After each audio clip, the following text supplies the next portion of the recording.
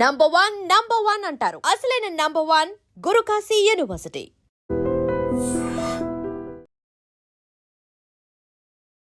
నమస్తే, welcome to I dream social spotlight with Kavitha.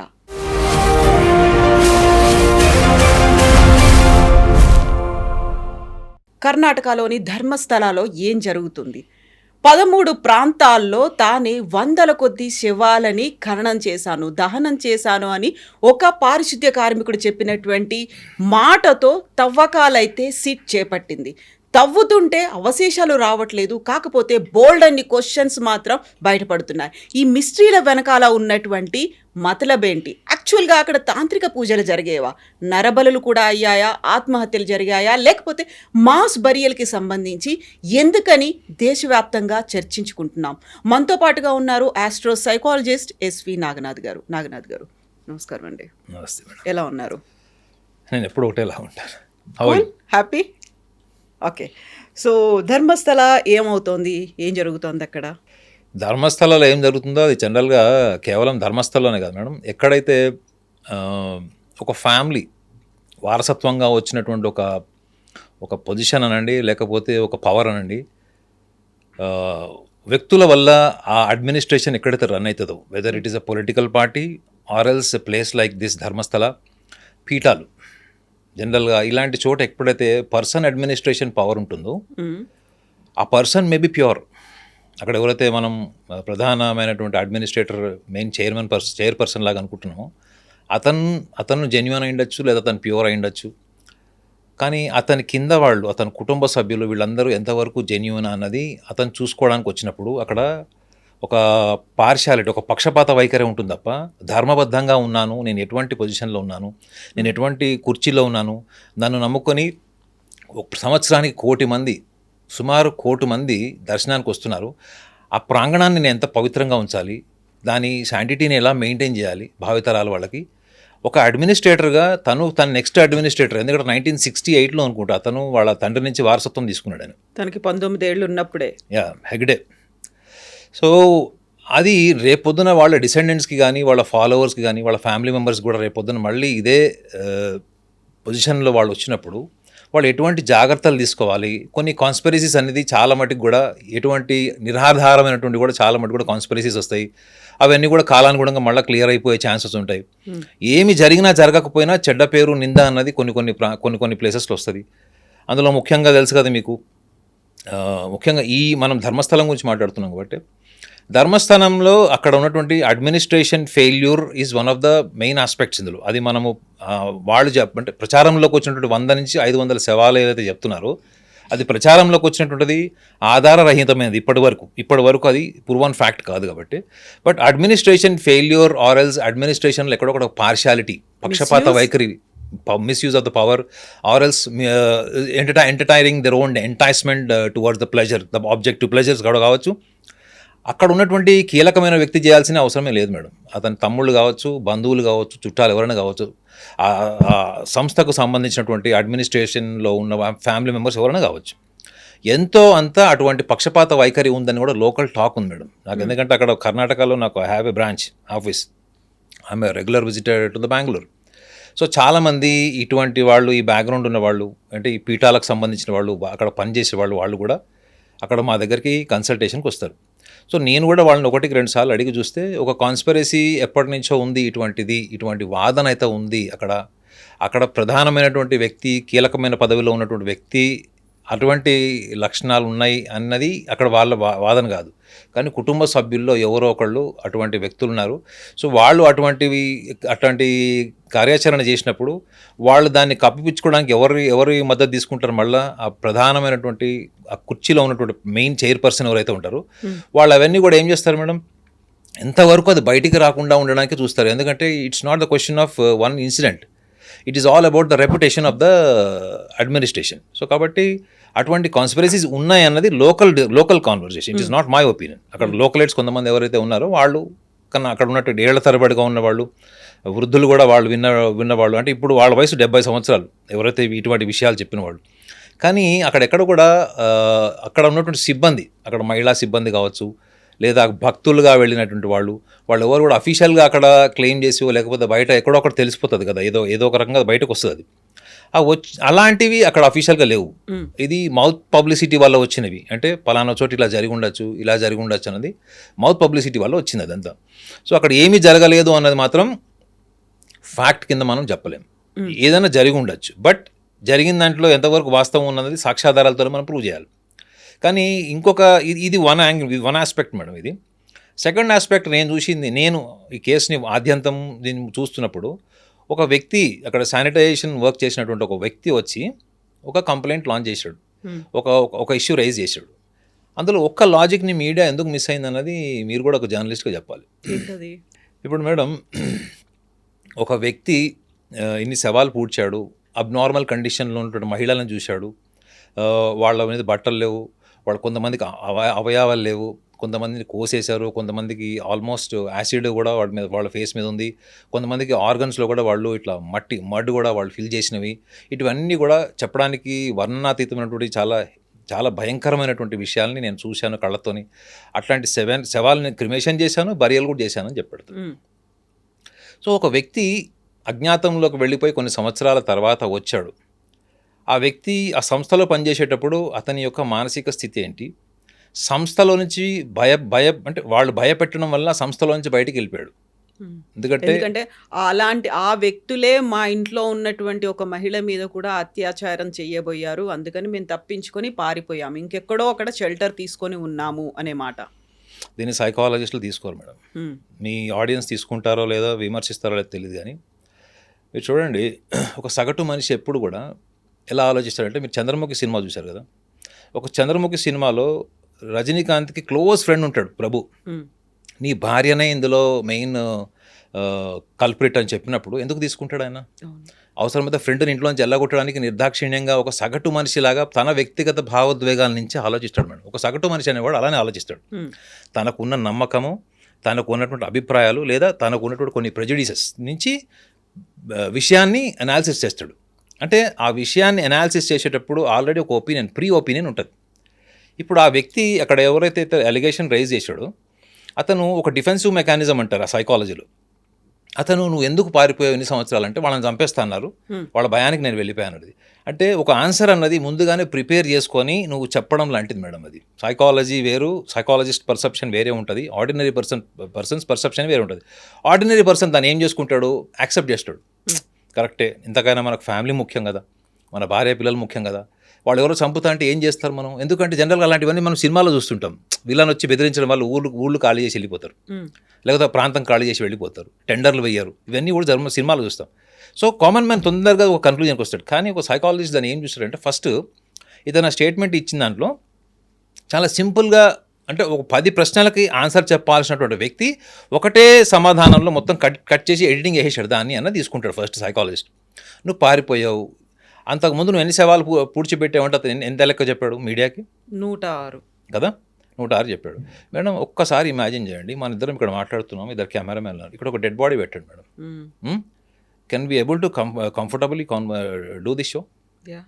So true. మన ఇద్దరము అంత కంఫర్టబుల్గా మనం చూడగలమా? ఇలా కూర్చొని మాట్లాడలేం. అట్లాంటిది మీకు ఒక యాక్సిడెంట్ అయింది, ఒక లారీ యాక్సిడెంట్, ఒక 2 వీలర్ మీద వెళ్ళేవాడు లారీ యాక్సిడెంట్ అయ్యి అబ్నార్మల్ కండిషన్స్లో ఉన్న వ్యక్తి మన కళ్ళ ముందర ఉంటే మనం ఇంత కంఫర్టబుల్గా మాట్లాడగలమా? చూసి తల తిప్పుకొని పోతూ ఉంటాం కదా, అలాంటి ఇన్సిడెంట్స్ చాలా చూసాం. అట్లాంటిది ఒక మగవాడు ఫస్ట్ ఆఫ్ ఆల్ తన జీవిత భాగస్వామిని తప్ప ఎవరిని నగ్నంగా చూడలేడు మేడం. చూడాలన్న ఊహ ఉన్నా కానీ అది ఆచరణ, అది it's not a fact, it is not a practically possible. అది ఎందుకు పాసిబుల్ కాదు అంటే, నేను అసలు నా జీవితంలో నాకు వయసు వచ్చిన తర్వాత నేను బయట ప్రపంచంలోకి వెళ్ళినప్పుడు ఒక స్త్రీని నేను నగ్నంగా ఎప్పుడు చూడగలుగుతాను?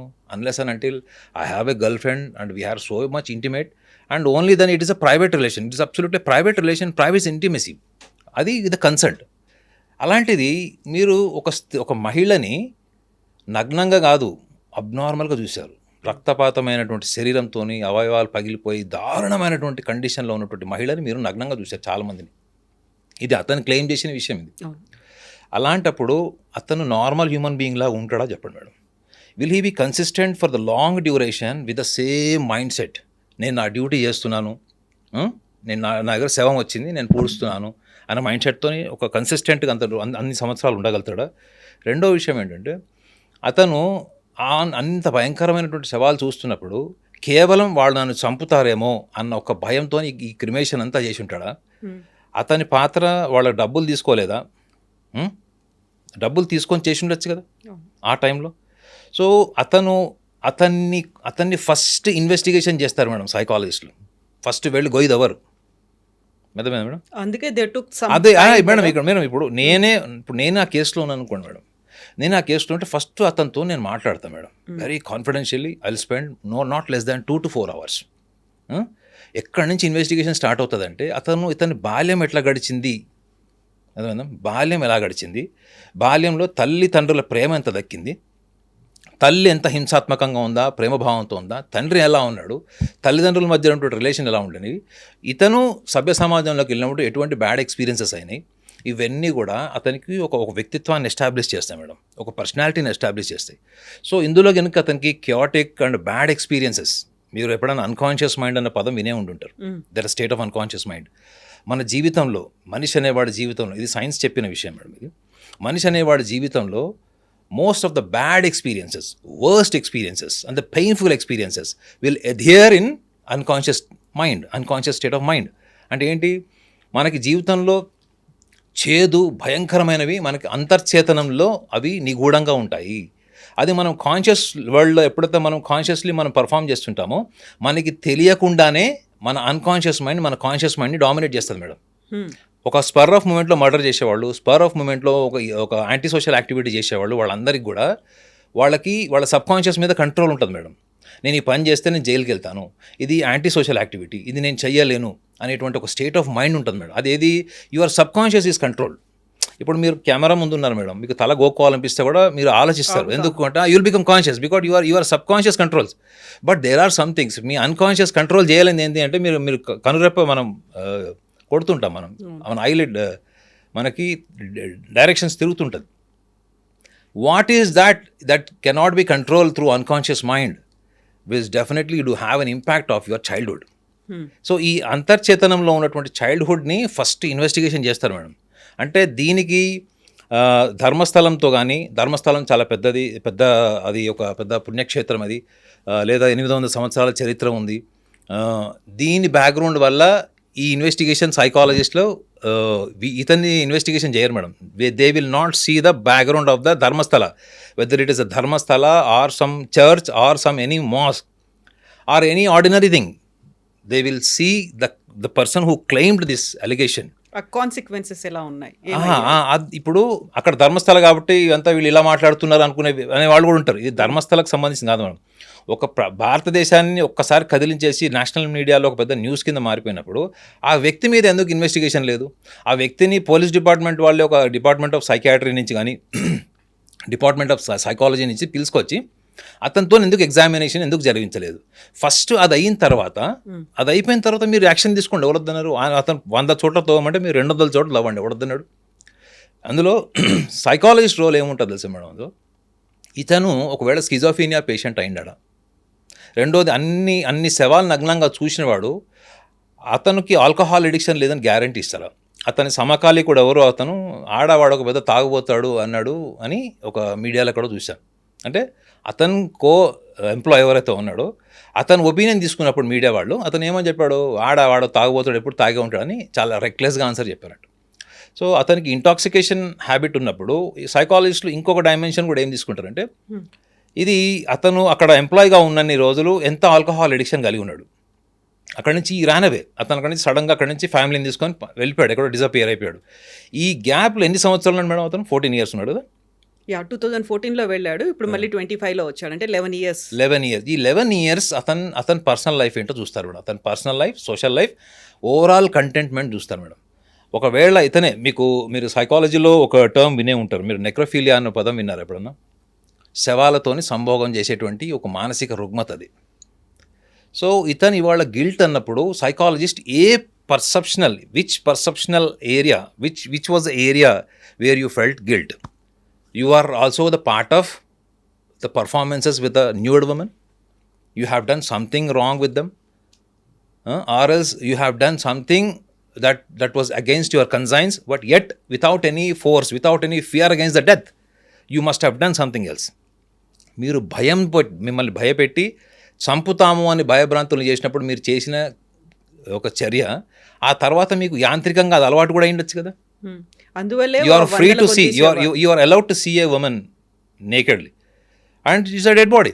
సో నెక్రోఫీలియా తనకి డిజార్డర్ లేదని ఎట్లా చెప్తారు? అది ఎట్లా చెప్తారు వాళ్ళు? ఇంత గ్యాప్ మేడం. ఈ 11 సంవత్సరాల తర్వాత అతను బయటకు వచ్చినప్పుడు ఫస్ట్ అతన్ని ఎగ్జామిన్ చేయాలి అసలు ఫస్ట్.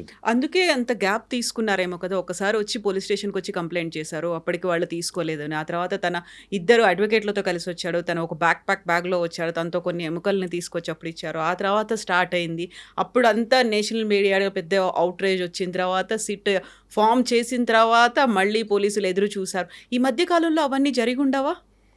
అంటే అది అట్లా తీసుకోలేము మేడం. ఇప్పుడు ఫర్ ఎగ్జాంపుల్ మీరే అంటున్నారు కదా, ఇంత గ్యాప్లో ఏదైనా జరిగి ఉండొచ్చు అని మీరు అంటున్నారు.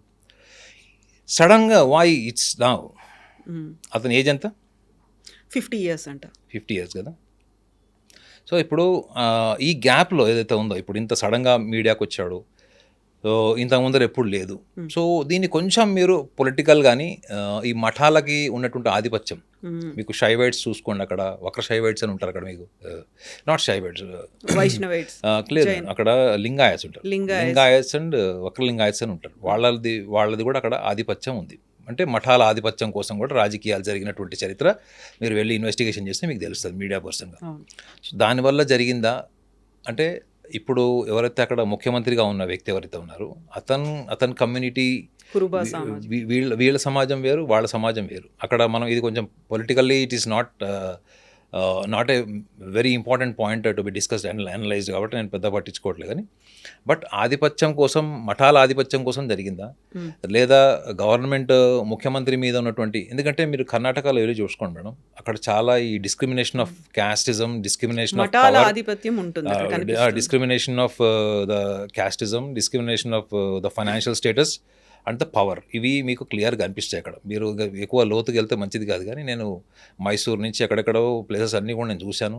అక్కడ విలేజ్ ఎన్విరాన్మెంట్లో అక్కడ ఎలా ఉంటారు, వాళ్ళకి ఆ డిస్క్రిమినేషన్ ఆఫ్ ముఖ్యంగా టెంపుల్స్ ఏరియాలో కానీ, మీరు అర్బన్ బెంగళూరుకి వచ్చినప్పుడు చూస్తే అక్కడ ఉన్న అట్మాస్ఫియర్ ఎలా ఉంది. సో అంతర్లీనంగా వాళ్ళ పెంపకంలో వాళ్ళు ఏం చూస్తారు అన్నది కూడా మీకు తెలుస్తుంది మేడం. అది there is a definitely very strong perception in everybody else about this the caste discrimination or else the superiorities. వాళ్ళు ఒక గ్రూపిజం మెయింటైన్ చేయడం అట్లాంటిది మనం చెప్పచ్చు అది. సో ఇటువంటి డిస్క్రిమినేషన్లో కూడా ఇలాంటి ఇన్సిడెంట్లో ఇతన్ని ఒక పాములాగా వాడుండొచ్చు. ఇతను definitely he is not alone madam. ఇతను చెప్పిన ఫస్ట్ ఆన్సరే గుర్తుపెట్టుకోండి. మీరు ఏ సైకాలజిస్ట్ అయినా కన్సల్ట్ చేసి చూడండి, ఒక ప్రొఫెషనల్ సైకాలజిస్ట్ని. నన్ను చంపుతారు అన్నారు, నేను చేశాను, నన్ను బెదిరించారు, నా ఫ్యామిలీ మెంబర్స్ని కూడా మాలస్టేట్ చేయడానికి ట్రై చేశారు, రేప్ చేయడానికి ట్రై చేశారు అనేది it is too much of defensive mechanism. అంటే నువ్వు సమర్థించుకోవడానికి ఒక 11 సంవత్సరాల తర్వాత నువ్వు సభ్య సమాజాన్ని కన్విన్స్ చేయడం కోసం నువ్వు ఎస్టాబ్లిష్ చేసుకున్న ఆన్సర్ అది. ఒకవేళ గిల్ట్ అంటారు మేడం, గిల్ట్ అన్న పదాన్ని మీడియా ఎంత ఈజీగా తీసుకుని చూడండి. గిల్ట్ ఎలా వస్తుంది మేడం మనిషికి? ఏ కారణమైన ఏ రకమైన గిల్ట్ అది? నువ్వు శవాలను పూడ్చిపెట్టడం వల్ల మాత్రమే గిల్ట్ అయితే 11 సంవత్సరాలు ఎందుకు లేదు గిల్ట్? అది ఇప్పుడు ఎందుకు వచ్చింది? ఆ 11 ఏళ్ల కాలంలో జరిగినటువంటి అంతర్మథనం అనేది ఉంటుంది చూడండి. నా చేతులతో నేను వందలాది శవాలకి అలా ఖననం చేశాను, కొన్నిసార్లు పెట్రోల్ డీజిల్ పెట్టి తగలబెట్టేశాను, లేకపోతే అలా వదిలేశాను. ఆ ఆత్మలన్నీ నాకు ప్రాపర్గా అంత్యక్రియలు జరగలేదు అని దే ఆర్ హాంటింగ్ మీ. అందుకనే నేను ఇప్పుడు బయటకు వచ్చాను, ఆ గిల్ట్ ఫీలింగ్తో వచ్చాను. అది కామన్ మ్యాన్ వింటాడు మేడం, నేను ఏం చెప్తాను మీరు, అది కామన్ మ్యాన్ వింటాడు. ఏమని కరెక్టేరా, చాలా అంతరాత్మ పరిశీలన జరిగింది, వెరీ ఆత్మ పరిశీలన చేసుకున్నాడు, ఇంట్రోస్పెక్టివ్ అనేది చెప్తారు. కానీ సైకాలజిస్ట్ అది తీసుకోండి మేడం. సైకాలజిస్ట్ ఏమంటాడంటే, సరే నువ్వు ఇన్ని సంవత్సరాలు రకరకాల శవాలు చూసావు, నేను ఇందాక కూడా అదే చెప్పాడు. అతని జీవితంలో ఒక భార్యని మాత్రమే లీగల్గా నగ్నంగా చూసేటువంటి ఒక ఆర్డినరీ పర్సన్ మేడం. పోనీ ఒక 10 మంది గర్ల్ ఫ్రెండ్స్ ఉండే సమాజంలో లేడు, 10 మందితో తిరిగేటువంటి సమాజంలో కూడా అతని ఫైనాన్షియల్ పొజిషన్ కూడా లేదు. అలాంటి వ్యక్తి అంతమందిని అబ్నార్మల్గా చూసినప్పుడు అతను నార్మల్గా ఉండడు మేడం. ఈ can not be normal. Me cameramens కూడా ఇప్పుడు మనం అక్కడ దాకా ఎందుకు మేడం, ఒక రోడ్డు మీద ఎవరన్నా న్యూడ్గా నడుచుకుంటూ వెళ్తుంటే మనం ఎంత షాక్ అయి చూస్తాం అసలు. ఆ మగవాళ్ళైనా కావచ్చు, ఆడవాళ్ళైనా కావచ్చు. అతను అన్ని వందల శవాలు అని చెప్తున్నప్పుడు వందల శవాలు ఎన్ని రకాల రూపాలు చూసింటాడు వాళ్ళవి, ఎంత అబ్నార్మల్ కండిషన్ చూసింటాడు అందులో వాళ్ళు. 12 years ఒక మైనర్ కూడా ఉంది అని. అప్పుడు మీకు స్కిజోఫీనియా సిమ్టమ్స్ కూడా క్వశ్చన్స్ అడుగుతారు ఏమని. చాలామందికి మీ సినిమాలో చూపిస్తాడు చూడండి, వాడు ఏదో ఒక క్రైమ్ చేసి ఉంటాడు, ఏదో మర్డర్లో ఉంటాడు, ఒక గ్రూప్ అందరు కలిసి మర్డర్ చేసినప్పుడు వాడికి సడన్గా వాడు చంపేసిన పర్సన్ యొక్క ఆత్మ నీడ అద్దం రూపంలో డ్రామాటిక్గా మనకు సినిమాలో చూపిస్తారు. ఇప్పుడు అతను ద స్టేట్ ఆఫ్ మైండ్ కాదని మీరు ఎట్లా చెప్తారు? మేబీ ఈ seeing something that which is not scientifically accepted or proven. అంటే మీకు విజువల్ హాలోసినేషన్స్ కూడా ఉండొచ్చు కదా. మేబీ అతను చనిపోయిన వాళ్ళ శవాల మొహాలు వాళ్ళవన్నీ కూడా అతను కనిపిస్తుండొచ్చు. ఇప్పుడు ఇది ప్రాబబిలిటీ, ఇది నేను గ్యారంటీ నేను చెప్పాను. ప్రాబబిలిటీ ఏంటంటే ఇతనికి శబ్దాలు కూడా వినిపిస్తుండొచ్చు, అంటే ఆడిటరీ హాలోసినేషన్, అంటే auditory hallucination and visual hallucination. So visual hallucination, auditory hallucination కూడా క్వశ్చన్ చేస్తారు madam. It is a very deeply you have to do research on these persons mind makeup. ఇప్పుడు 13 ప్రాంతాలు చెప్పాడు. 13 ప్రాంతాల్లో 6వ ప్రాంతంలో మొండెం దొరికింది, తల లేకుండా, స్కల్ లేకుండా స్కెలిటన్ దొరికింది అనుకున్నప్పుడు 11వ ప్రాంతంలో కేవలం తల మాత్రమే దొరికింది, అక్కడ స్కెలిటన్ లేదు, కానీ వేరే అవశేషాలు ఉన్నాయి. సో గతంలో వినిపించినటువంటి మాటలు అక్కడ ఏదైనా తాంత్రిక పూజలు జరిగి ఉంటాయేమో, నరబలి లాంటిది జరిగి ఉంటుందేమో అనేది. మళ్ళీ నిన్న దొరికిన 11వ ప్రాంతంలో దొరికింది కూడా ఒక పుర్రె దొరికింది, కొన్ని ఎముకలు దొరికాయి. అవన్నీ ఒకే పర్సన్వా అది ఐడెంటిఫై చేయలేదు. వీటన్నిటికి సంబంధించి ఒక కంక్లూజన్ అయితే ఇప్పటికి రాలేదు. సిట్ అయితే ఏం చెప్పలేదు. వినిపిస్తున్నవేంటి, అక్కడ గతంలో ఆత్మహత్యలు చేసుకునేవాళ్ళు డైరెక్ట్గా మోక్షం లభిస్తుంది అనేది, లేకుంటే తాంత్రిక పూజలు అయ్యేవి, నరబలులు కూడా జరిగేవి అనేది. సో వాటిని కోరిలేట్ చేసినట్టుగా దొరికినటువంటి శాంపిల్స్ ఏమన్నా చెప్తున్నాయా, లేకుంటే మీరు చెప్పినట్టుగా వాళ్ళకి ఆ పర్సన్కి ఎవరైతే మాజీ పారిశుద్ధ్య కార్యక్రమం ఆయన మీద టెస్ట్ చేయాలి, సైకలాజికల్గా ఆయన్ని టెస్ట్ చేయాల్సినటువంటి అవసరం ఉంది అనుకుంటే బోల్డ్ అని డిఫరెంట్ పాయింట్స్ కనిపిస్తున్నాయి కదా. వీటన్నిటిని ఇంటర్లింక్ చేసి ఆ డాట్స్ అన్నిటిని కనెక్ట్ చేయడానికి ఎంత టైం పడుతుంది? కాదు మేడం, ఇప్పుడు మీరు ఒకటి ఇందులో ఆలోచించాల్సింది ఏంటంటే, మీరు క్షుద్ర పూజలు ఇట్లా తాంత్రిక పూజలు అని అన్నారు. సో మీకు తెలుసో లేదో చాలా మటుకు కూడా నదీ ప్రాంతాల్లోనే ఎక్కువ క్షుద్ర పూజలు చేస్తారు. తెలుసా మీకు చాలా మటుకు మీకు క్షుద్ర పూజలు తాంత్రిక పూజలు అన్నీ కూడా సముద్ర తీరాన నదీ తీరాన చేస్తారు. Point number 1. పాయింట్ నెంబర్ 2 ఏంటంటే, చాలామందికి అక్కడ ఏరియాలో వచ్చి ఆత్మహత్య చేసుకుంటే మోక్షం వస్తుంది అనుకునే వాళ్ళు మూర్ఖులు కూడా ఉన్నారు. సో ఇంకొకటి ఏంటంటే మేడం, మన దగ్గర కర్ణాటక బార్డర్, మీరు మహారాష్ట్ర బార్డర్లో కూర్చోండి, ఈ తాంత్రిక విద్యలు పూజలు ఇటువంటి వ్యక్తులు ప్రాక్టీషనర్స్ ఆ డీప్ ఫారెస్ట్లో మీకు కనిపిస్తుంది. నేను ప్లేస్ చెప్పదలుచుకోలేదు, కానీ it is a very famous holy place. మేము వెళ్ళినప్పుడు, మేము నైట్ రిటర్న్ వస్తున్నప్పుడు అక్కడ న్యూడ్గా ఒక గ్రూప్ ఆఫ్ ఉమెన్ వెళ్తున్నారు మేడం. న్యూడ్గా రోడ్ మీద నడుచుకుంటూ వెళ్తున్నారు వాళ్ళు. నాతో పాటు ఎవరైతే కార్ డ్రైవింగ్ చేస్తున్నాడో అతను ఎంబీబీఎస్ డాక్టర్, అతను నా పక్కన కూర్చున్న అతను కూడా ఎంబీబీఎస్ డాక్టర్. వాళ్ళు అది చూసినప్పుడు పక్కన కూర్చున్న అతనికి ఏం కాలేదు, మొత్తం స్వెట్ వచ్చేసింది డ్రైవింగ్ చేసి అతనికి. ఎందుకంటే మేడం, ఒక నార్మల్గా మనం రోడ్డు మీద వెళ్ళేటప్పుడు న్యూడ్గా ఒక గ్రూప్ ఆఫ్ పీపుల్ అంతా జుట్టు ఇరబోసుకొని పసుపు దీంతో వాళ్ళందరూ నడుచుకుంటూ వెళ్తున్నారు. చేతిలో ఒక చిన్న కాగడ లాంటిది ఏదో ఒక ఫైర్ అనేది అది తీసుకొని వెళ్తున్నారు వాళ్ళు. అంటే ఆ ప్రాంతంకి నిజంగా మీరు అట్లాంటిది ఊహించలేరు, అంత హోలీ ప్లేస్ అది. నేను పేరు చెప్పడం నాకు ఇష్టం లేదు, కానీ అలాంటి చోట వాళ్ళు ఎటు వెళ్తున్నారు, they are travelling towards the forest. మనం ఏ అర్ధరాత్రి పూట మనం చెట్లలోకి వాటికి వెళ్తాం, అటు సైడ్ వెళ్తున్నారు. వాళ్ళకి రెగ్యులర్ ప్లేస్ అయి ఉండొచ్చు, maybe they have a recognised place, they are very environmentally they are secured. అక్కడ యానిమల్స్ రిస్క్ లేనట్టుంది. సో ఇటువంటి వాళ్ళల్లో ఇప్పుడు వాళ్ళు అక్కడికి వెళ్ళి ఏం చేశారో మనకి ఏం తెలుసు మేడం, అక్కడ ఎవరిని బలిచ్చారో ఎవరిని ఏం చేశారో కూడా మనకు తెలియదు. సో కర్ణాటక మహారాష్ట్ర బ్యాక్గ్రౌండ్ బార్డర్స్లో మీరు చాలా మటుకు చూడండి, ఈ తాంత్రిక విద్యలు, క్షుద్ర పూజలు, ఈవెన్ హ్యూమన్ సాక్రిఫైస్, నరబలులు కూడా మీకు పాసిబిలిటీస్ ఉన్నాయన్నది ఒక స్ట్రాంగ్ పాయింట్, స్ట్రాంగ్ ఆస్పెక్ట్ అది. కానీ ఇక్కడికి వచ్చినటువంటి దొరికినటువంటి శవాలు, ముఖ్యంగా మీరు తలకాయలైనటువంటి ఒక స్కెలిటన్ ఐడెంటిఫై అయిందని చెప్పారు. సో అది హ్యూమన్ సాక్రిఫైస్కి వెరీ మచ్ రిలేటెడ్. అది హ్యూమన్ సాక్రిఫైస్లో ఏం చేస్తారు మేడం, తలకాయ తీసేస్తారు వాళ్ళు. నరబల్ అంటే అదే కదా, మీరు మెడకాయ తీసేస్తారు వాళ్ళు. చాలామంది పెద్ద పెద్ద ఇండస్ట్రీలు కట్టుకునే ఇండస్ట్రీస్లో వాళ్ళు దిష్టి పడకూడదని, అక్కడ రక్తం ఉండాలని చెప్పేసి కూడా ఎక్కడెక్కడో పిల్లల్ని తీసుకెళ్ళి కిడ్నాప్ చేసి తీసుకెళ్ళి అక్కడ చంపేసినటువంటి కూడా మీరు సినిమాల్లో కథనాలు చూసిన ఉంటారు, చాలామంది బయట కూడా దొరుకుతారు. సో నేను అక్కడ దొరికినటువంటి స్కెలిటన్స్ అన్నిటినీ ఇన్వెస్టిగేషన్ చేసి దాని మీద ఫారెన్సిక్ చేసి ఒక 3-4 నెలలు టైం పడితే దాని మీద. సో 3-4 నెలల తర్వాత if everything proves that nothing is related to this or else related to the person who has claimed as a I can say it is a conspiracy. I don't want to say it is a scientific fact. So అది గినక అతను allegation raise చేసింది అక్కడ prove కాలేదనుకోండి madam, అప్పుడు ఎవరు ఇన్ని రోజులు ఈ what you call it is hype ఏదైతే నడిచిందో కంటెంట్ మీద, సో ఇదంతా మచ్చ దేని మీద పోయినప్పుడు అది టెంపుల్ మీదకే. టెంపుల్ అడ్మినిస్ట్రేషన్ నేను సపోర్ట్ చేయను మేడం, టెంపుల్ అడ్మినిస్ట్రేషన్ నేను సపోర్ట్ చేయను 100%. ఏ పొలిటికల్ అడ్మినిస్ట్రేషన్, ఫ్యామిలీ అడ్మినిస్ట్రేషన్ కూడా నేను సపోర్ట్ చేయను. మన రాష్ట్రంలో కూడా మీకు ముఖ్యమంత్రుల పిల్లలు జైలుకి వెళ్ళొచ్చిన వాళ్ళు కూడా ఉన్నారు, అర్థమైందండి. అప్పుడు ఎవరేం చేస్తారు మేడం, వాళ్ళందరూ వాళ్ళ కుటుంబాన్ని కాపాడుకోవడం కోసం ఉంటారు తప్ప వాళ్ళు ప్రజల గురించి వాళ్ళ గురించి ఎందుకు ఆలోచిస్తారు? ఎక్కడైనా అడ్మినిస్ట్రేషన్లో పవర్ ఉంది, ఫ్యామిలీస్ అందులో రూల్ చేస్తున్న అడ్మినిస్ట్రేషన్ అంటే ఆ కింద వాళ్ళందరూ ఫెయిర్గా ఉంటుందని గ్యారెంటీ ఉండదు. ఆ కింద వాళ్ళు ఎవరు చేసినా పైన కూర్చున్న వాళ్ళు వాళ్ళని సమర్థించి వాళ్ళని ఆ కేసులోంచి బయటకు తీయడం కోసం బ్రైబ్ చేయడము, పొలిటికల్ పవర్ యూజ్ చేయడము, లేకపోతే పోలీస్ యంత్రాంగాన్ని కూడా వాళ్ళు మేనేజ్ చేసేటువంటి స్థాయి ఇన్ఫ్లుయెన్స్ చేసినప్పుడు ఇటువంటి శవాల యొక్క ఆనవాళ్ళు ఇవి ఎక్కడి నుంచి వచ్చినాయి? ఈ డెడ్ బాడీస్ అన్నీ వచ్చినాయి, ఇవి అన్ని ఇక్కడ పూడ్చారు అంటే ఒక శవాన్ని తీసుకొచ్చి పూడ్చడం అంత ఈజీయా మేడం చెప్పండి? రెండోది ఇతను ఎవరైతే క్లెయిమ్ చేశాడో ఒక్కొక్క శవం వెయిట్ ఎంత ఉంటుంది మేడం? కొన్ని బాలికలు 12 సంవత్సరాలు అని చెప్పారు, 60 kgs 40-60 kgs వెయిట్ ఉన్న ఒక వ్యక్తిని సింగిల్ పర్సన్ తీసుకెళ్ళి అది పూడ్చడం అన్నది అది ఇంపాసిబుల్. అది రెండోది ఒకటో రెండో అంటే చెల్ల పట్టచ్చు, అది డీజేటీలలో 5 నిమిషాల్లో పూడ్చాడు శవం, చూశారు కదా, అట్లాంటిది కాదు కదా అది. ఇది మీకు ఇంకొక మనిషి సపోర్ట్ కావాలి మేడం. ఇంకొక మనిషి సపోర్ట్ కావాలన్నప్పుడు వాళ్ళ టీం మెంబర్స్ని ఎందుకు మీడియా ఇంటర్వ్యూ చేయట్లేదు, మీడియా ఎందుకు వాళ్ళని లైమ్ లైట్లోకి తీసుకురావట్లేదు? ఇతను వచ్చి ఇద్దరు అడ్వకేట్లతో వచ్చి అక్కడ కంప్లైంట్ లాంచ్ చేసినప్పుడు ఆ మిగతా వాళ్ళు కూడా ప్లేయర్ ఎందుకు అతను మెన్షన్ చేయలేదు? ఇక్కడ ఇంకొక పాయింట్ కూడా ఉంది. మేబీ అక్కడ ఉంది నేత్రావతి నది ఒడ్డు, వెస్ట్రన్ ఘాట్స్లో ఉంది. నది అనగానే అక్కడ పారుతూ ఉంటుంది, లేకుంటే సాయిల్ ఎరోజన్ అయిపోయి ఉండొచ్చు, కొన్ని ఏళ్ళు గడిచిపోయింది, 20 ఏళ్ళు గడిచింది కాబట్టి అక్కడికి చిన్న మొక్కలు కూడా మహావృక్షాలు అయిపోయి ఉండొచ్చు. తను చెప్పినటువంటి ప్లేసెస్ ఏవైతే ఉన్నాయో వాళ్ళు వేర్లతో కూడా కంప్లీట్గా కవర్ అయిపోయి ఉండొచ్చు, లేకపోతే అది కొట్టుకుపోయి ఉండొచ్చు. తను చెప్పినటువంటి ప్లేసుల్లో దొరకకపోవడానికి ఇవి కూడా రీజన్స్ అయి ఉండొచ్చు కదా. కానీ సైకాలజీ అట్లా తీసుకుంటుంది తెలుసా మేడం, ట్రామాటిక్ మెమరీస్.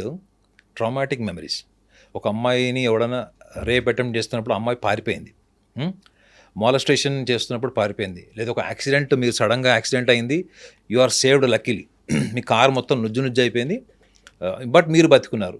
సో కొన్ని లైఫ్ ఇన్సిడెంట్స్ ఎట్లుంటుంది అంటే మేడం, మనము తలుచుకుంటేనే దిగ్భ్రాంతి అయిపోయి, ప్యానిక్ అయిపోయి, ట్రిమ్మర్స్ వచ్చేసి మన హార్ట్ రేట్ పెరిగిపోయి సివియర్ యాంగ్జైటీ వచ్చే ఛాన్స్ ఉంటుంది. సో ఇతను చూసినవన్నీ కూడా పోస్ట్ ట్రామాటిక్ స్ట్రెస్ డిజార్డర్కి వస్తాయి madam, actually which is called as a post traumatic stress డిజార్డర్కి వస్తాయి, అంటే PTSD.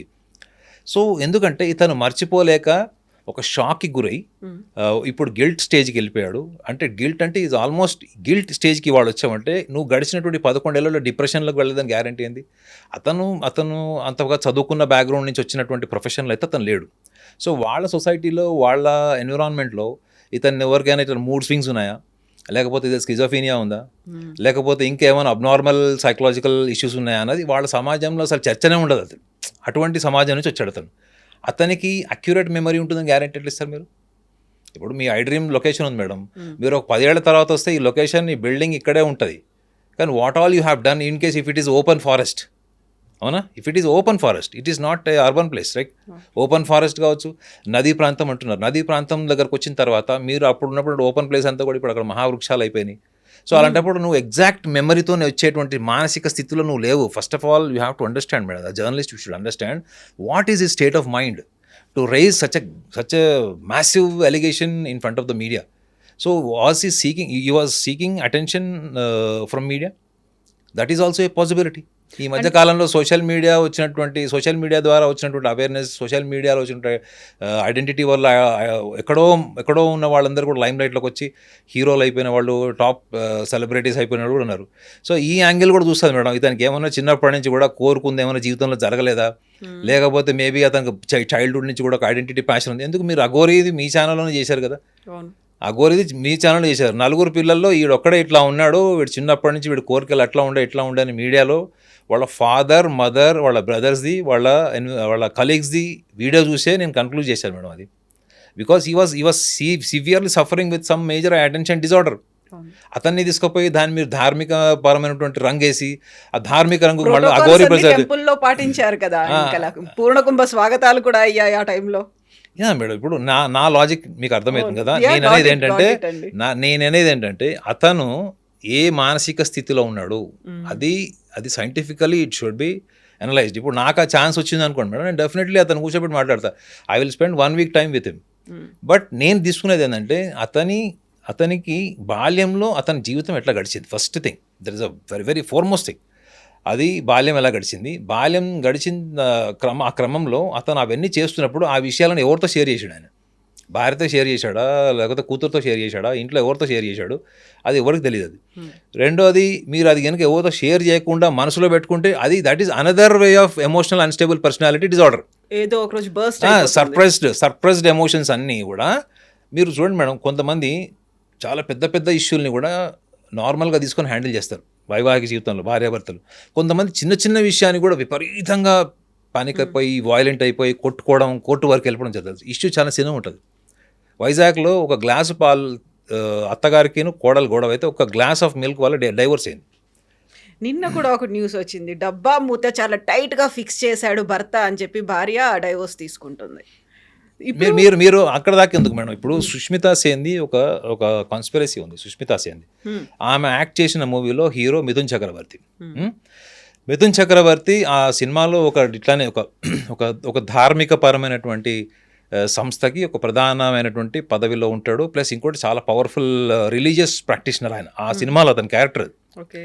సో అతను డే అంతా ప్రవచనాలు అట్లాంటివన్నీ చెప్పి సాయంత్రం అవ్వగానే ఈ వేశ్యవాటికలో ఉన్న మహిళలతో కలవడం అట్లా ఉంటాడు అనమాట. అది సినిమా క్యారెక్టర్, అది మనకు సంబంధం లేదు. అది అందులో సుష్మితా సేన్తోని కొన్ని అన్యూజువల్ పర్ఫార్మెన్సెస్ ఉంటాయి సినిమా షూట్స్లో.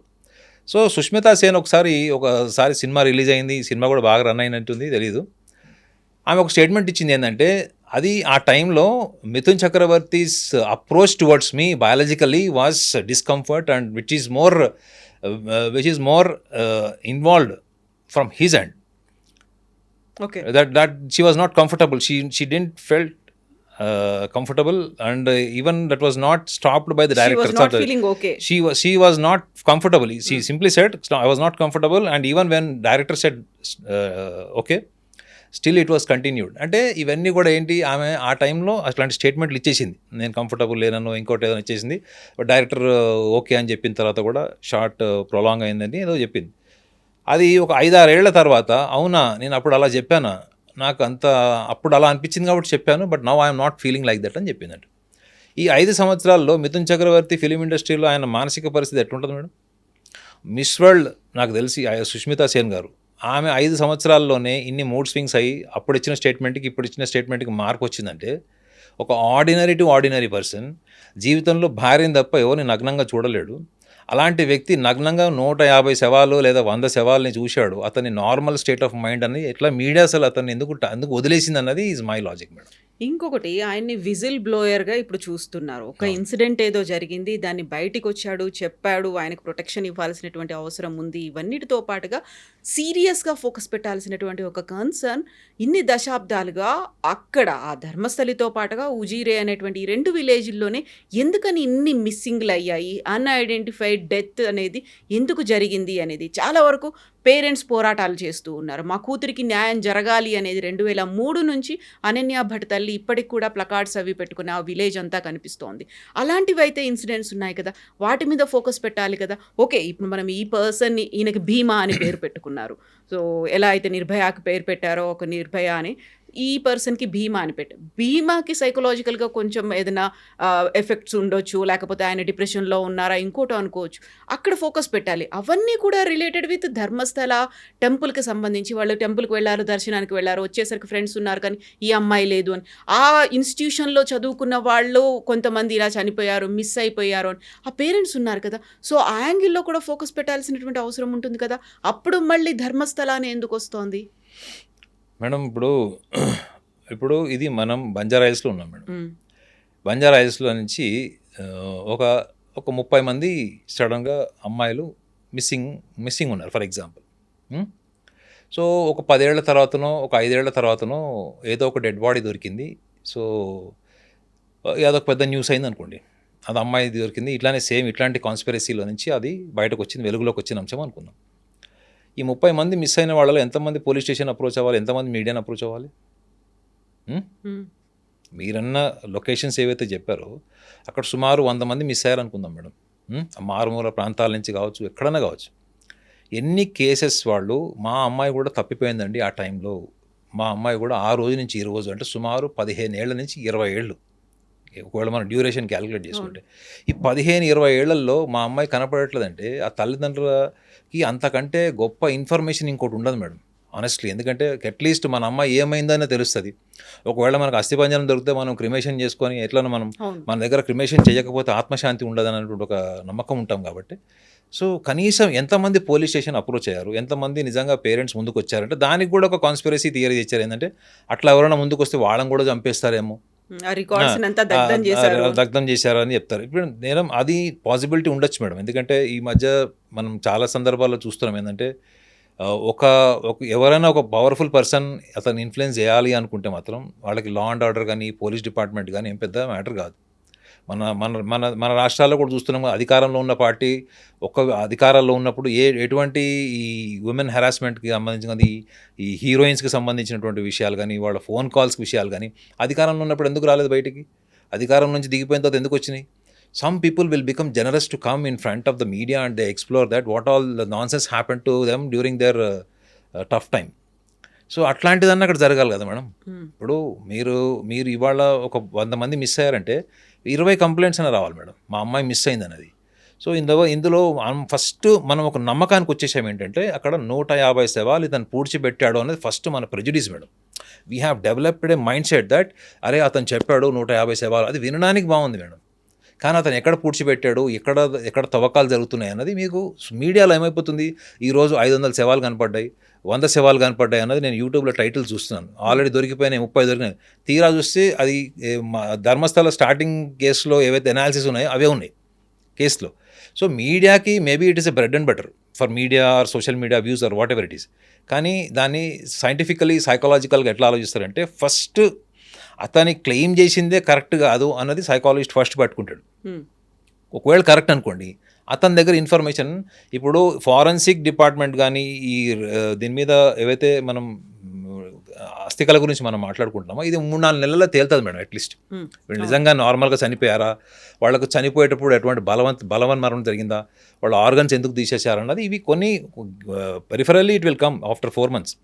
బట్ సైకాలజీ ఏం చెప్తుంది దీని అన్నిట్లో అంటే ఫస్ట్ ఫండమెంటల్లీ ఎవరైతే క్లెయిమ్ చేశారో అతని మానసిక స్థితి ఏంది చూస్తే అదేదో 2-3 సంవత్సరాల కింద జరిగినట్టు లేదు, లేదా అతను చెప్పినా కూడా 5-6 సంవత్సరాల కింద విషయాల్లో కూడా లేదు. అది ఎప్పటివి 1995 to 2014 ఆల్మోస్ట్ 98 నుంచి అని చెప్పారు అది. సో అలాంటప్పుడు దాని మీద అసలు ఫస్ట్ ఇతను ఎందుకు వచ్చాడు మార్కెట్లోకి అన్నది ఇన్వెస్టిగేషన్ చేస్తారు సైకాలజిస్ట్, కానీ అది చేస్తాం ఫస్ట్. రెండోది ఇప్పుడు మీరు అన్నారు అక్కడ అస్థికలు దొరికినవి ఇవాళ నిజంగా అవి ఎంతవరకు ఆధారాలకి నిలబడతాయి, ఆ డీటెయిల్స్ అన్నీ కూడా ఇతను చెప్పిన వాటికి అక్కడ వాటికి ఉన్న కండిషన్కి ఎంతవరకు నిలబడుతుంది అన్నది కూడా దట్ ఈస్ అనదర్ ఆస్పెక్ట్. కానీ మీడియా ముందుగానే ఒక కన్క్లూజన్కి ఏమొచ్చేసిందంటే అతను చెప్పిన దాన్ని ఫస్ట్ నిజమని నమ్మేసి దాని మీద జరిగింది. ఎందుకంటే మీడియా జనరల్గా కొంచెం సెన్సేషనలైజేషన్ ఇష్టపడుతుంది కాబట్టి. కానీ ఇది సెన్సేషనలైజేషన్ కేసు కింద సైకాలజిస్ట్ అస్సలు తీసుకోండి మేడం. అర్థమైందా? ఒక రకంగా చెప్పాలంటే అనకూడదు కానీ చాలా కూల్గా ఫస్ట్ వీడు ఏం చేశాడు, వీడు బ్యాక్గ్రౌండ్ ఏంటి, వీడు ఎందుకు చెప్పాడు, ఇవన్నీ అనాలిసిస్ చేస్తారు మేడం.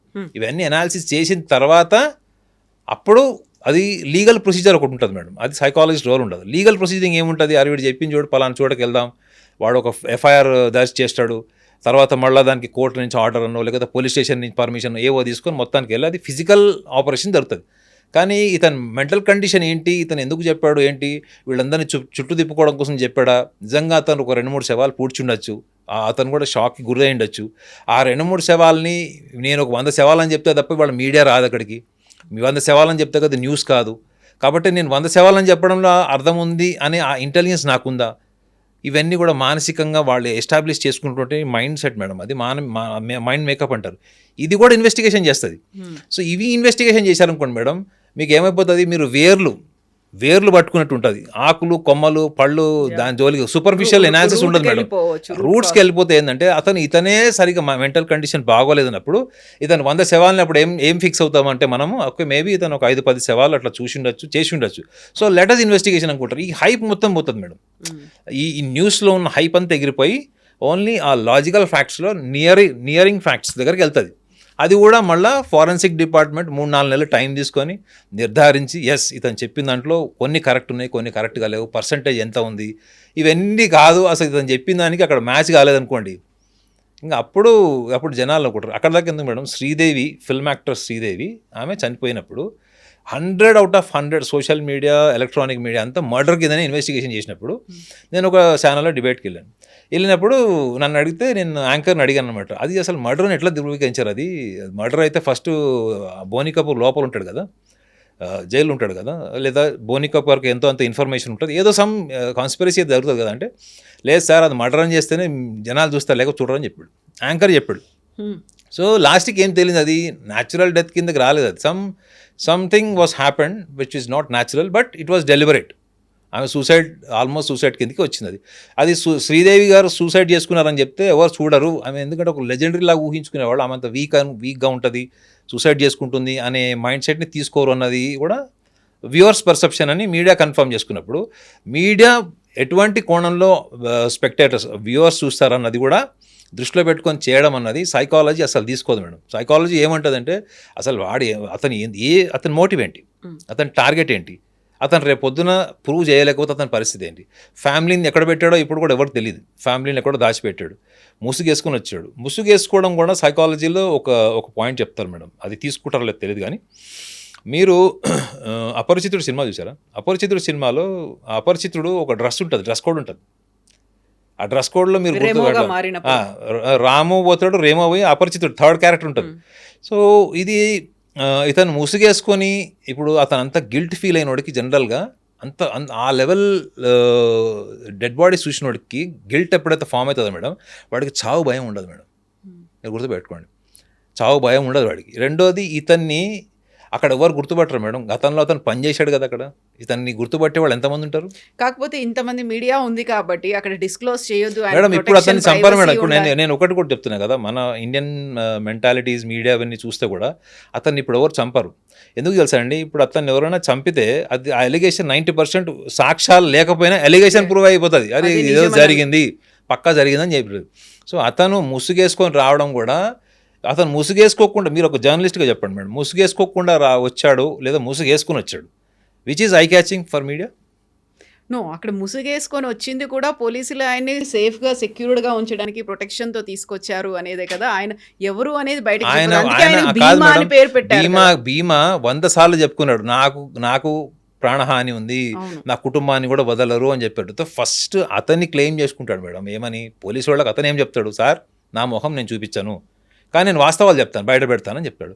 అప్పుడు పోలీసు వాళ్ళు కూడా ఎందుకు రిస్క్ తీసుకుంటారు మేడం? వీడు కర్మగాలు ఎవరైనా చంపేశారనుకోండి, పోలీసు వాళ్ళు దానికి ప్రొటెక్షన్ లేదని పోలీస్ డిపార్ట్మెంట్ మీద నిందపడుతుంది. సో కాబట్టి నాకు తెలిసి it was his decision. So that was also, అది ఆ మాస్క్ వేసుకొని రావడం అనేది మొత్తం నేషనల్ మీడియాని కూడా కదిలించింది అది. సో నేనైతే అలా ఆలోచిస్తాను మేడం, ఎందుకంటే ఏమీ లేనప్పుడు ఇగో చుల్లుడి అంటే బైన్సుడి అని ఒక తెలంగాణలో ఒక సామెత ఉంటుంది, ఇదిగో తోకంటే అదిగో పులని. సో ఇది ఏమీ జరగలేదు అన్నది నేను అనట్లేదు madam, there is something there is some mess, but it is not visible, it is not scientifically as such, it is not proven. So అలాంటప్పుడు మనము అక్కడ జరిగి ఉంటుంది, ఇట్లా జరిగి ఉంటుంది అన్నప్పుడు ఫస్ట్ మీరు assassination of the administration of the Dharmasthala first thing. And ఇంకొకటి, మన దేశంలో ఈ మతం మార్పిడి మాఫియా ఒకటి భయంకరంగా ఉంది. మీరు తమిళనాడు వెళ్ళి చూడండి, తమిళనాడులో టాప్ మోస్ట్ కమ్యూనిటీస్ కింద చెప్పుకునే వాళ్ళు కూడా కన్వర్షన్ మాఫియా ట్రాప్లో ఉన్నారు వాళ్ళు. సో కర్ణాటకలోకి వాళ్ళు ఎంట్రీ కాలేదని మీరు ఎలా చెప్తారు? ఇతను వెనక ఒక కన్వర్షన్ మాఫియా లేదని ఎలా చెప్తారు మీరు? ఇతనికి డబ్బులు ఇచ్చి చేశారని నేను అనను, అతను అసాసినేట్ చేయను, but there must be something. అతని మెంటల్ కండిషన్ని ఎవరైనా ట్రాప్ చేసి అతన్ని గైడ్ చేసి సొలేస్, అతనికి ఒక లవ్ అండ్ ఎఫెక్షన్ క్రియేట్ చేసి అతని సబ్కాన్షియస్లో ఉన్నవన్నీ బయటికి తీసి నువ్వు ఇది మీడియా ముందర చెప్తే మేము మీకు బ్యాక్ ఎండ్ ఉంటాం, సపోర్ట్ చేస్తాం. ఇప్పుడు ఒక సైకాలజిస్ట్గా నేను మాట్లాడాను అనుకోండి మేడం, అవతల వాళ్ళు ఎవరికి చెప్పనటువంటి సీక్రెట్స్ వాళ్ళు చెప్తారు. మీకు ఓల్డ్ సిటీలో ఒక రేప్ కేసు అలానే జరిగింది. ఒక అమ్మాయిని రేప్ చేస్తే ఆ అమ్మాయి 4 days వరకు భోజనం తినకుండా, ఆ నీళ్లు తాగకుండా డిప్రెషన్లో ఉంటే తల్లిదండ్రులు ఎంత అడిగినా చెప్పని అమ్మాయి ఆమెను సైకాలజిస్ట్ దగ్గర తీసుకెళ్తే సైకాలజిస్ట్ 2 hours ఏ వ్యక్తి రేప్ చేశాడో చెప్తే ఆ వ్యక్తిని అరెస్ట్ చేశారు. ఆ వ్యక్తి ఇమీడియట్గా అతని మీద యాక్షన్ తీసుకున్నారు. ఆ సైకాలజిస్ట్ చేసే పని కన్వర్షన్ చేసేవాళ్ళు చేస్తారు మేడం. మీ మైండ్ని ఎమోషనల్గా డ్రైవ్ చేస్తారు, మీ మీద ఒక ఇంపార్టెన్స్ క్రియేట్ చేస్తారు, మీ సెల్ఫ్ లవ్ డెవలప్ చేస్తారు. అప్పుడు మీరు అవతల వాళ్ళకి పూర్తిగా సరెండర్ అవుతారు మేడం. ఇది సైకాలజీలో కొన్ని సందర్భాల్లో నిజాలు చెప్పించడానికి మేము చెప్తాం అట్లా. వాళ్ళని కంట్రోల్ చేయడానికి చేస్తాం, వాళ్ళ డిప్రెషన్ నుంచి బయటకు తీయడానికి చేస్తాం. అది ఇతన్ని అలాంటి బ్యాక్గ్రౌండ్ ఉన్న వాళ్ళు ఈ రిలీజియన్ కన్వర్షన్ మాఫియా వాళ్ళు వెనక నుంచి ఇతన్ని ఇట్లా స్పోర్ట్ ఫీలింగ్ వేసి చేయలేదని గ్యారంటీ ఉంది. I'm not claiming, but there are possibilities. ఇవి మతం మార్పిడి మాఫియా కూడా ఉండొచ్చు అని నా ఉద్దేశం. అది సో అలాంటి వాళ్ళు ఉన్నప్పుడు అక్కడ గవర్నమెంట్ ఏం చేస్తుంది, అక్కడ గవర్నమెంట్ సపోర్ట్ ఉందా అలాంటి వాళ్ళకి అంటే? మన దేశంలో మతం మార్పిడి అన్నది అది ఒక ఎవ్రీడే జాబ్ అయిపోయింది. అది దాని మీద యూట్యూబ్ ఛానల్స్ కూడా ఉన్నాయి, వెరీ ఇన్ఫ్లుయెన్షియల్ ఛానల్స్ ఉన్నాయి. సో అటువంటి వాటిలో కూడా ఇతను లోన్లీనెస్ వల్లనో, ఇది 11 సంవత్సరాలు సభ్య సమాజానికి దూరం ఉన్నామనో, ఇతను ఎటువంటి ధార్మికపరమైనటువంటి ఇవి తీసుకున్నాడు, సపోర్ట్ తీసుకున్నాడు, ఎమోషనల్ సపోర్ట్ తీసుకున్నాడు, ఇవన్నీ కూడా సైకాలజీ డిపార్ట్మెంట్ అంతా అనాలిసిస్ చేస్తుంది మేడం. చేసి ఒక రిపోర్ట్ ఇస్తుంది. ఏంటంటే ఇతనికి ఏమైనా స్కిజోఫీనియా ఉందా, ఇతను గిల్ట్ ఫీల్ అవ్వడానికి ఇతను ఆ శవాల మీద ఏమన్నా ఎక్స్పెరిమెంట్ చేశాడా, ఇతను ఏమన్నా తన కంట్రోల్ తప్పాడని నేను అనట్లేదు మేడం. పాసిబిలిటీస్ నేను మాట్లాడుతున్నాను. అతను చెప్పిందే నిజం అని చెప్పి మీడియా ఇన్ని కథనాలు చేసినప్పుడు అతని మీద కూడా కథనాలు చేయాలి కదా. ఒక్క కథనం లేదు అతని మీద, ఒక అనాలిసిస్ లేదు. పోలీస్ డిపార్ట్మెంట్ కూడా తీసుకెళ్ళి చేయమన్నాడు. ఎవరు వద్దన్నారు? మా అవసరం మా లాంటి వాళ్ళని పిలవండి, మేము కూడా అనాలిసిస్ చేస్తాం, జెన్యున్ అనాలిసిస్ చేస్తాం. సో అలాంటప్పుడు ఇవన్నీ కూడా పాసిబిలిటీస్ మేడం. సో కాబట్టి అతన్ని కోణాన్ని మీడియా కూడా దృష్టిలో పెట్టుకునే టైము ఇంకొక 3-4 నెలలు వస్తుంది చూడండి మీరు. ఇంకో 3-4 మంత్స్లో ఇప్పటి వరకు మీడియా ధర్మస్థలము, శవాలు, మహిళల్ని పూడ్చారు, ఇవన్నీ నెక్స్ట్ ఇతని కోణాన్ని కూడా మీడియా, ఇతని కోణం ఎప్పుడైతే వస్తుందో మేడం మ్యాటర్ క్లోజ్ అయిపోతుంది. అంటే ఎందుకంటే అది స్పైసీ కాదు కదా మీడియాకి. ఇతనికే కోసం అబ్నార్మాలిటీ ఉందని కనుక మీడియా నిర్ధారించిందంటే ఇది అఘోరికి చేసినట్టు, చాప్టర్ క్లోజ్. ఎస్ నాగనాథ్ గారు, థ్యాంక్ యూ సో మచ్ అండి. చూడాలి 360 degrees యాంగిల్లో ఎలాంటి ఇన్వెస్టిగేషన్ జరుగుతుంది అనేది. థ్యాంక్ యూ సో మచ్ అండి. Thank you. నిజంగా ప్రస్తుతం ఉన్నటువంటి సమాజం దేనికి ప్రయారిటీ ఇస్తుంది? ఆర్థిక సంబంధాల చుట్టూ మాత్రమే తిరుగుతోంది. మళ్ళీ ఎన్నికలంగానే చాలా విరక్తి కలుగుతాం.